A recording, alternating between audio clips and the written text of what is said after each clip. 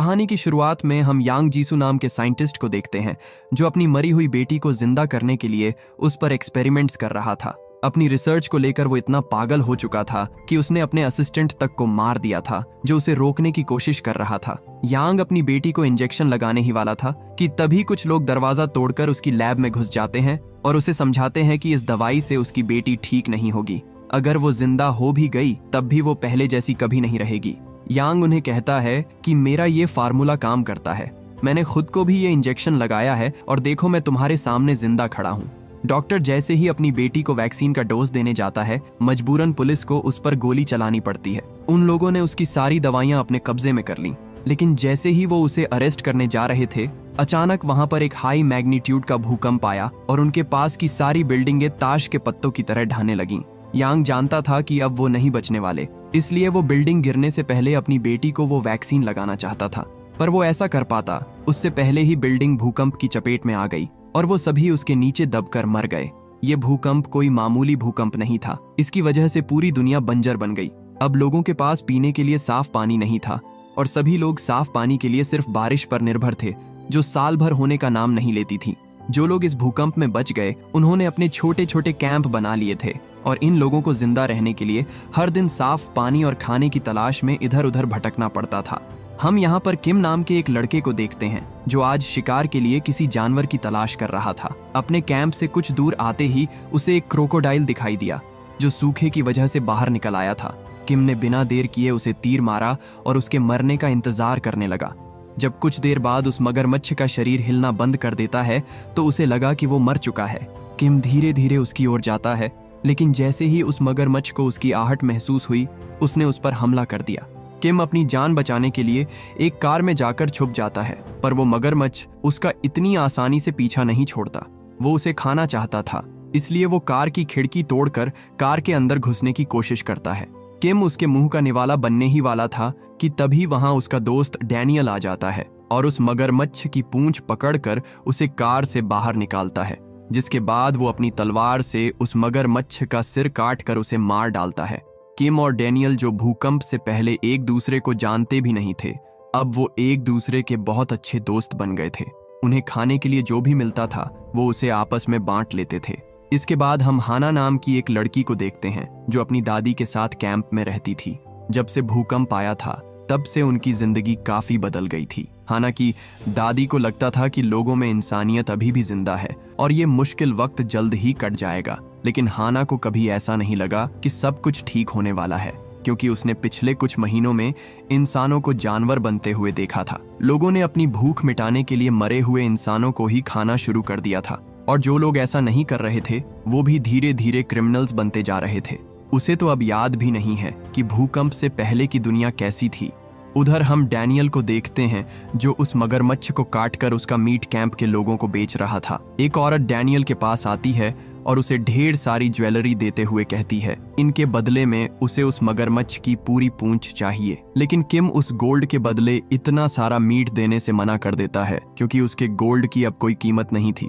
वो बोला, भूकंप को आए हुए 3 साल हो चुके हैं और लोग भूख से मर रहे हैं। उन्हें खाने और पानी की जरूरत थी, न कि किसी कीमती चीज की, भले ही उनकी कीमत करोड़ों में क्यों ना हो। अगर आपके पास कुछ खाने के लिए है तभी हम आपको कुछ देंगे, नहीं तो हम कुछ नहीं कर सकते। उसकी बात सुनकर वो औरत निराश हो जाती है। उसे परेशान देख डैनियल से रहा नहीं जाता और वो उसे एक सांप देते हुए कहता है कि आज ये तुम्हारा आखिरी बार है, इसके आगे मैं तुम्हारी मदद नहीं कर सकता। कुछ ही देर में वहां हाना भी आ जाती है। डैनियल हाना को अपनी बेटी की तरह मानता था और उसका ख्याल रखना ही उसकी लाइफ का पर्पस था। हाना उसे हर बार की तरह खाने के बदले में एक पेंटिंग देती है जिसे डैनियल खुशी खुशी अपने पास रख लेता है। किम हाना को पसंद करता था, लेकिन उसे कभी अपने दिल की बात बोलने का मौका नहीं मिला क्योंकि उसे डर था कि कहीं हान उसे मना ना कर दे। वो बात कर ही रहे थे कि तभी कुछ लोग उनके कैंप में घुस जाते हैं और तोड़ फोड़ करने लगते हैं। डैनियल ने उन्हें पहले कभी नहीं देखा था, लेकिन उनकी हरकतें बता रही थीं कि ये लोग गुंडे मवाली थे। उनमें से एक उन्हें कहता है कि वो लोग पुलिस से हैं और वो किसी की तलाश कर रहे हैं। वो कैंप के लोगों को एक स्केच दिखाते हैं और सबसे उस आदमी के बारे में पूछते हैं। हालांकि स्केच तो बस एक बहाना था। उस स्केच की आड़ में वो अपने पसंद के किसी भी आदमी या औरत को अपने साथ चलने के लिए कह रहे थे। एक आदमी जब उनके साथ जाने से मना करता है तो वो उसका हाथ काट देते हैं, जिसे देखकर कैंप के बाकी लोग डर जाते हैं। डैनियल चुपचाप अपने काउंटर पर खड़ा उन लोगों को देख रहा था। वो कुछ भी नहीं करता और उन्हें जो चाहिए उन्हें वो ले जाने देता है। पर तभी उनमें से एक की नज़र हाना पर पड़ती है। वो उसे अपने साथ ले जाना चाहता था, इसलिए वो सब उसके साथ जबरदस्ती करने लगते हैं। किम उसे बचाने के लिए उन लोगों से फाइट करता है, लेकिन वो लोग उसे बहुत मारते हैं। जब पानी सिर के ऊपर चला गया तो डैनियल उन्हें रोकने के लिए बीच में कूद पड़ा। वो उन्हें बहुत मारता है और उनसे पूछता है कि तुम्हें किसने भेजा है। इसी बीच उसने ये भी नोटिस किया कि उनके पास पीने के लिए साफ पानी भी था। एक आदमी बहुत मार खाने के बाद उसे बताता है कि यहाँ से कुछ किलोमीटर दूर एक अपार्टमेंट है जहाँ कुछ लोग रहते हैं और वही हमें पीने के लिए साफ पानी देते हैं। डैनियल उन लोगों को जाने देता है और कहता है कि उनमें से कोई भी उसे दोबारा यहाँ दिखाई नहीं देना चाहिए। एक दिन जब किम और डैनियल शिकार के बाद अपने कैंप में लौटे तो उन्होंने देखा कि सूट बूट पहने कुछ लोग हाना और उसकी दादी से बात कर रहे थे। डैनियल उन लोगों को हाना से दूर रहने को कहता है, लेकिन उसकी दादी उसे बताती है कि ये लोग उसी अपार्टमेंट से आए हैं जिसके बारे में वो आदमी बात कर रहा था।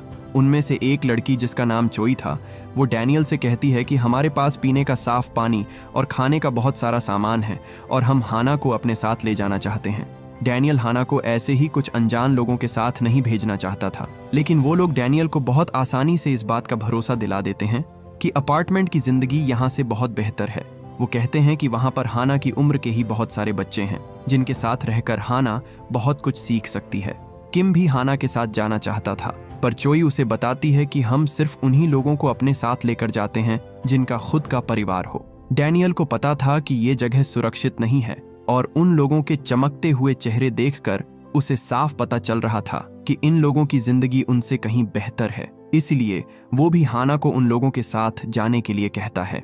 हाना जाने से पहले किम को एक पेंटिंग देती है जो उसने कल रात को ही बनाई थी। किम समझ जाता है कि वो भी उसे पसंद करती है। वो हाना से कहता है कि वो हर हफ्ते उससे मिलने आएगा और इतना कहने के बाद वो दोनों एक दूसरे से अलग हो जाते हैं। किम अब बहुत अकेला महसूस कर रहा था। वो डैनियल से कहता है कि अगर तुम उस बाजार वाली औरत से शादी कर लो और मुझे गोद ले लो तो हम भी हाना के पास जा सकते हैं। जिस पर डैनियल उसे कहता है, दुनिया खत्म हो गई है, इसका मतलब ये नहीं कि इंसान अपने वसूलों को ही भूल जाए। मैं उस औरत से शादी नहीं करने वाला, इसके बारे में दोबारा सोचना भी मत। हाना के जाने के बाद डैनियल बहुत दुखी था। आज उसे नींद नहीं आ रही थी, इसलिए वो शिकार के लिए बाहर चला जाता है। वहीं दूसरी ओर हम हाना और उसकी दादी को देखते हैं जिन्हें वो लोग अपने साथ अपार्टमेंट की ओर ले जा रहे थे। हाना को वहां पर अपनी ही उम्र की एक और लड़की मिलती है और वो उस अपार्टमेंट में जाने के लिए बहुत एक्साइटेड थी। हाना की दादी कई घंटों से पैदल चल रही थीं, जिसकी वजह से उनके पैर में मोच आ जाती है और अब उन्हें आगे चलने में दिक्कत हो रही थी। चोई अपने कुछ लोगों से कहती है कि वो उन्हें पास के ही एक मेडिकल सेंटर में लेकर जाए। हाना भी उनके साथ जाना चाहती थी, लेकिन उसे समझाया जाता है कि उसका आगे बढ़ते रहना जरूरी है। हाना को ये भरोसा दिलाया जाता है कि उसकी दादी जल्द ही उसके साथ होंगी, लेकिन फिलहाल उन्हें आराम की जरूरत है। कुछ मिनट और आगे चलने के बाद हाना देखती है कि मिलिट्री के कुछ लोग अपनी कारों के साथ उनका इंतजार कर रहे थे। हाना उनसे कहती है कि अगर ये गाड़ियां इतनी पास थीं तो आप लोगों ने मेरी दादी को मेडिकल सेंटर क्यों भेज दिया? ये लोग हमारे पास भी तो आ सकते थे। उसे अब कुछ अच्छा नहीं लग रहा था, इसलिए वो आगे जाने से मना कर देती है। मिलिट्री ऑफिसर कहता है कि कोई बात नहीं, हम तुम्हारी दादी के लिए सुबह तक इंतजार कर लेते हैं। वो जैसे ही यहाँ तक पहुँच जाएंगी हम उन्हें भी अपने साथ ले चलेंगे। पर हम देखते हैं कि उनके साथ कुछ बच्चे भी थे जो कल सुबह तक बिना खाना और पानी के बीमार हो जाते। वो दूसरी लड़की हाना को समझाती है कि तुम चिंता मत करो, मेरे दादाजी भी तुम्हारी दादी के साथ गए हैं, ये लोग उन्हें भी कल अपार्टमेंट में ले आएंगे, लेकिन तब तक हम यहाँ नहीं रुक सकते। हाना अपनी दादी के लिए बहुत परेशान हो रही थी, पर वो उन लोगों से ज्यादा देर लड़ नहीं पाती और उसे मजबूरन अपनी दादी के बिना ही वहां से जाना पड़ता है। वहीं दूसरी ओर वो लोग हाना की दादी को मेडिकल सेंटर लेकर जा रहे थे। काफी दूर तक पैदल चलने के बाद भी उन्हें दूर दूर तक कोई बिल्डिंग नजर नहीं आती। वहां बस बंजर जमीन और मलबा पड़ा हुआ था। जल्द ही वो एक गहरी खाई के पास पहुंच गए, जहां वो उस बुजुर्ग आदमी को धक्का देकर मार डालते हैं।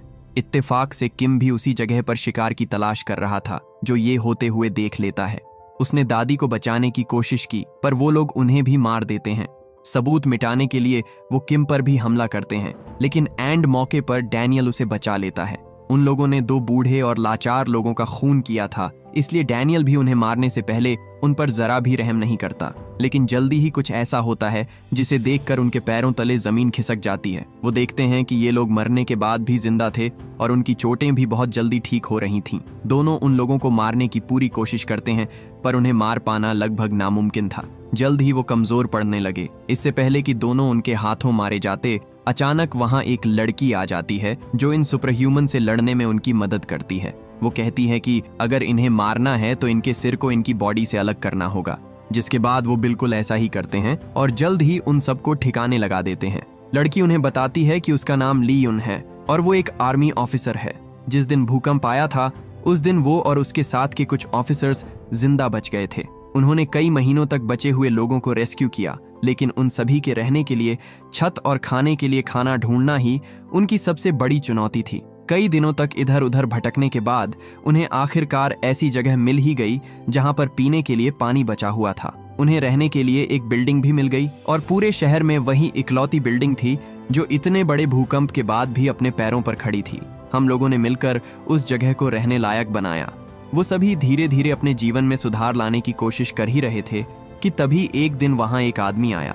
पता चला कि ये आदमी कोई और नहीं बल्कि डॉक्टर यांग जीसू था, जिसने पता नहीं कैसे पर इस अर्थक्वेक को सरवाइव कर लिया। ली कहती है कि वो आदमी एक डॉक्टर था और हमें एक डॉक्टर की बहुत ज़रूरत थी, इसलिए हमने उसे भी अपने परिवार का हिस्सा बना लिया। जीसू शुरुआत में तो सबसे अच्छे से पेश आ रहा था, लेकिन उसके आने के बाद बच्चे अचानक से गायब होने लगे। मुझे जब उस पर शक हुआ तो एक दिन मैं उसके पास गई और उससे उन गायब हुए बच्चों के बारे में पूछा। तब मुझे पता चला कि वो हमारे पीठ पीछे इंसानों पर एक्सपेरिमेंट कर रहा था। यहाँ हमें पता चलता है कि यांग ने अपनी बेटी को जिंदा करने के लिए जो वैक्सीन बनाई थी वो कोई आम दवाई नहीं थी। उस इंजेक्शन की वजह से वो उस बिल्डिंग में महीनों तक फंसा रहने के बाद भी जिंदा बच गया। वो ली को बताता है कि उसकी ये दवाई इंसानों का भविष्य है, लेकिन ली को कुछ समझ नहीं आता। तभी सैम नाम का एक ऑफिसर डॉक्टर यांग की मेडिसिन का नमूना दिखाने के लिए दूसरे ऑफिसर को उसकी आंखों के सामने गोली मार देता है। लगा जैसे वो मर गया, लेकिन गोली लगने के कुछ ही सेकंड बाद ही वो फिर से बिल्कुल ठीक हो गया। सभी मिलकर ली को समझाने की कोशिश कर रहे थे कि डॉक्टर यांग उनके लिए भगवान से कम नहीं, लेकिन ली को सिर्फ उन बच्चों की परवाह थी जो डॉक्टर के आने के बाद गायब हो गए थे। वो समझ गई थी कि उसकी इस दवाई की कीमत कहीं ना कहीं उन बच्चों को चुकानी पड़ रही थी। वो इसके बारे में सभी को चेतावनी देना चाहती थी, लेकिन ऑफिसर सैम उसे शूट कर देता है, जिसके बाद ली को अपनी जान बचाकर वहां से भागना पड़ता है। उस दिन से वो उन लोगों से भाग ही रही है और अब तो उन्हें रोकना और भी मुश्किल हो गया है। डेनियल समझ गया था कि हाना की जान खतरे में है और अब वो किसी पर भरोसा नहीं कर सकता। दूसरी तरफ हम देखते हैं कि हाना और उसके साथ आए हुए बाकी लोगों का स्वागत किया जाता है। डॉक्टर यांग उन्हें बताता है कि उसके पास उन्हें देने के लिए बहुत कुछ है और यहाँ पर वो सभी सुरक्षित हैं। यहाँ पर उनकी परमिशन के बिना ना तो कोई अंदर आ सकता है और ना ही कोई बाहर जा सकता है। उन सभी को पीने के लिए साफ पानी की एक बोतल दी गई, जिसे पाकर सब लोग बहुत खुश थे। लेकिन हाना अभी भी अपनी दादी के बारे में सोच रही थी। चोई उसे बताती है कि वो अभी भी हेल्थ सेंटर में हैं और उन्हें यहाँ पहुँचने में थोड़ा समय लगेगा। बेचारी हाना इस बात से बिल्कुल अनजान थी कि उसकी दादी मर चुकी है और ये सब उसे झूठ बोल रहे थे। जल्द ही बच्चों को उनके माता पिता से अलग कर दिया जाता है। बच्चों के माता पिता उनसे पूछते हैं कि हम अपने बच्चों के साथ क्यों नहीं रह सकते, जिस पर चोई उन्हें कहती है कि ये यहाँ के नियम हैं जिन्हें सभी को फॉलो करना पड़ता है। इन लोगों ने बच्चों के लिए एक एग्जाम सिस्टम भी बना रखा था। जिस बच्चे के एग्जाम में सबसे ज्यादा नंबर आते थे उसके पेरेंट्स को मुफ्त खाना मिलता था और बाकी लोगों की तुलना में ज्यादा पानी दिया जाता था। उन्होंने पूरा सिस्टम ऐसे बना दिया था कि पेरेंट्स अपने बच्चों के बारे में सोचना ही छोड़ दें और उनकी सारी सोच सिर्फ ज्यादा से ज्यादा राशन इकट्ठा करने में लग जाए। हम देखते हैं कि उनके पास सच में पीने के लिए बहुत सारा साफ पानी था और उस पानी को फिल्टर करने की जिम्मेदारी भी बच्चों और पेरेंट्स पर ही थी। उधर ली और डेनियल उन लोगों पर अटैक करने का प्लान बना रहे थे, लेकिन उस अपार्टमेंट के अंदर घुसना इतना आसान नहीं था।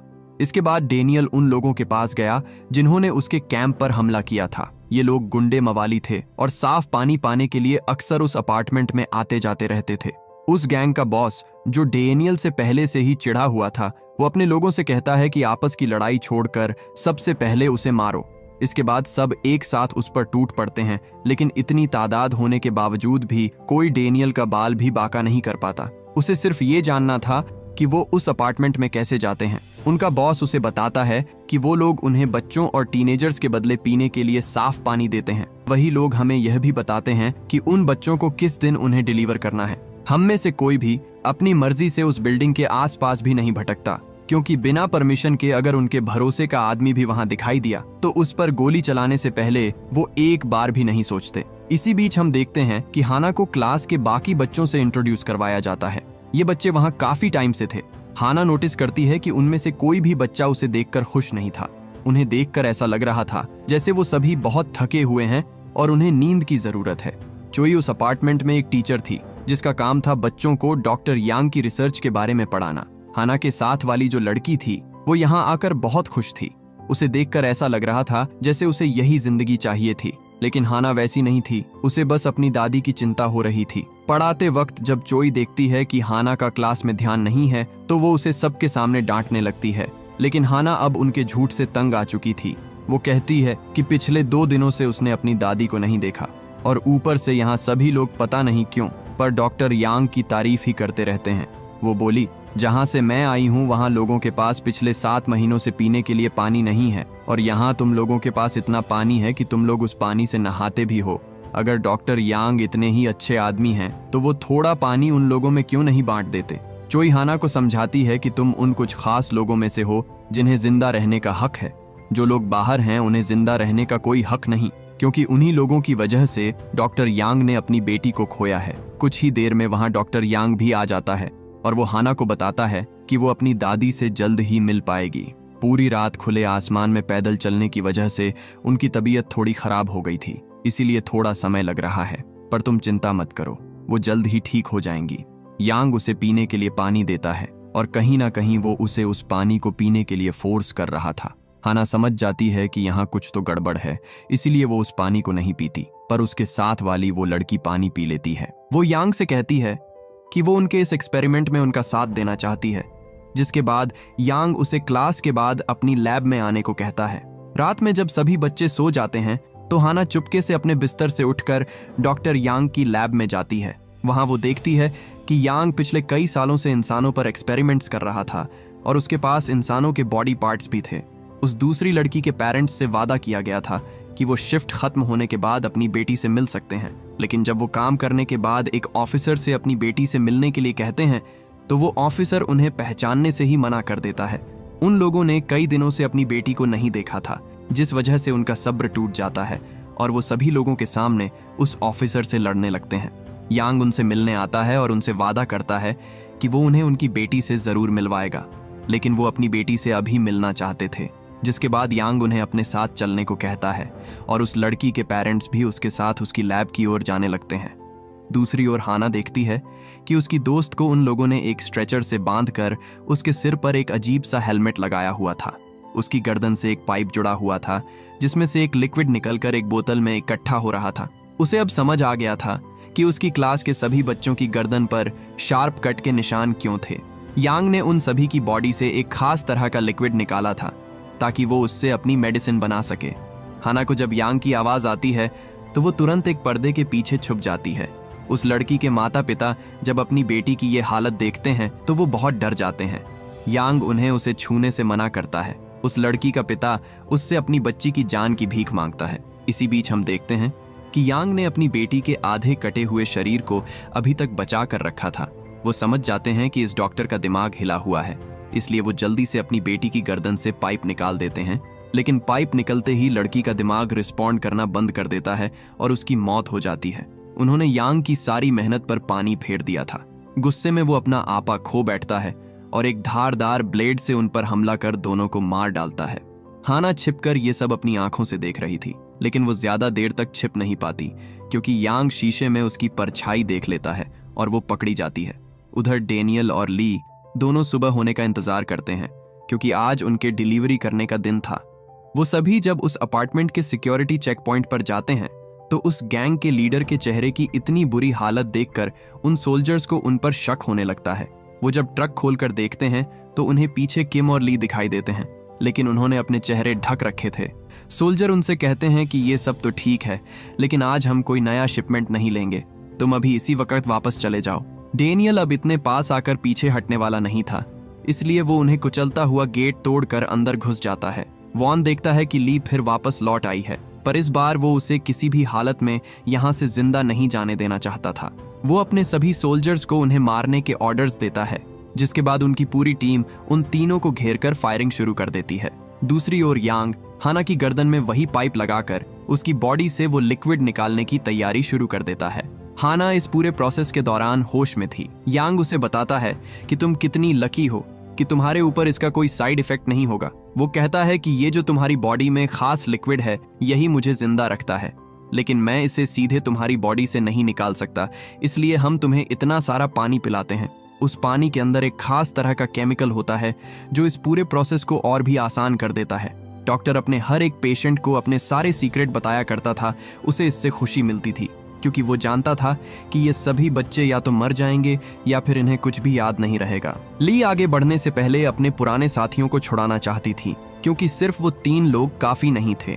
ली जब उन्हें ढूंढते हुए बेसमेंट में गई तो उसने देखा कि उसके दोस्त अब पहले जैसे नहीं थे। उसके जाने के बाद यांग ने उनके ऊपर बहुत एक्सपेरिमेंट किए, जिसकी वजह से वो सभी एक चलती फिरती लाश बन गए।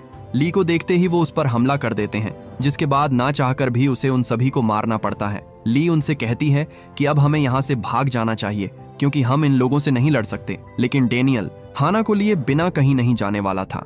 इसके बाद वो सभी सोल्जर्स को मारते हुए ऊपर की ओर बढ़ने लगते हैं। पता चलता है कि हर किसी के पास वो सुपर ह्यूमन सिरम नहीं था। उनमें से कुछ लोगों को छोड़कर बाकी के सभी लोग आम इंसान ही थे। इसके बाद वो तीनों अलग अलग होकर आगे बढ़ने लगते हैं।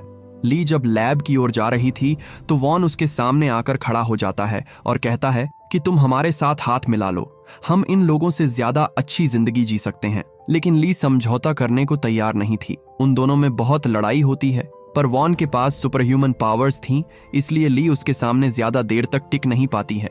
वॉन ली को मारकर अपार्टमेंट से नीचे फेंक देता है और फिर बाकी लोगों को ढूंढने लगता है। उधर किम चोय को पकड़ लेता है और उससे कहता है कि वो उसे लैब में लेकर चले। ऊपर जाते वक्त उसे रास्ते में वॉन मिलता है जो उसे आगे नहीं जाने देता।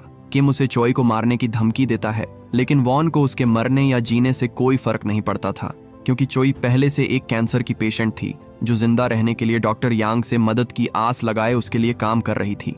डेनियल भी उसे ढूंढते हुए उसी फ्लोर पर आ जाता है और वो किम से कहता है कि तुम इसे लेकर जाओ और हाना को बचाओ, तब तक मैं इसे संभालता हूँ। दूसरी तरफ यांग ने हाना की बॉडी से उस लिक्विड को निकाल लिया था। हाना उससे कहती है कि तुम एक मॉन्स्टर हो, अगर आज तुम्हारी बेटी जिंदा होती तो उसे भी तुम्हें अपना पिता कहने पर शर्म आती।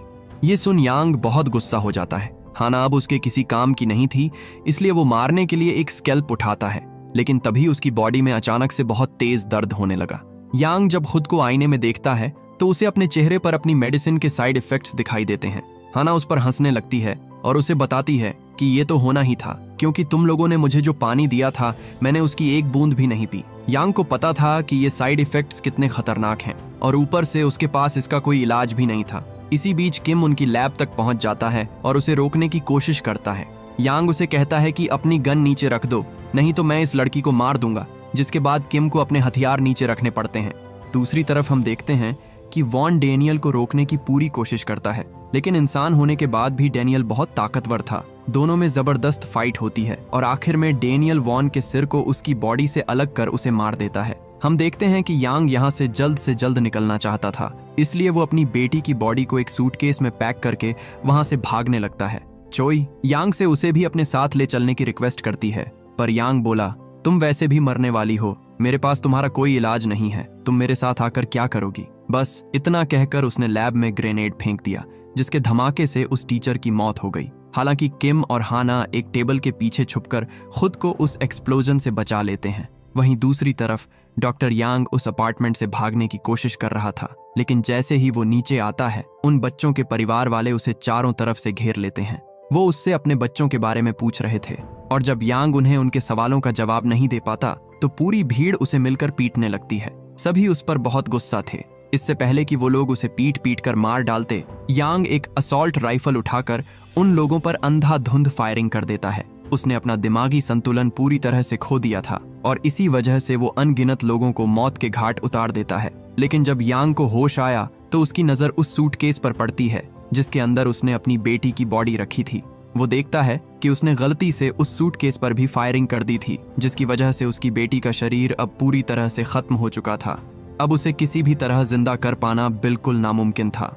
हाना कहती है, तुम उसे पहले भी नहीं बचा सकते थे और अब भी नहीं, वो जा चुकी है। तुमने जो इतने मासूम लोगों के साथ किया, ये उसी का फल है।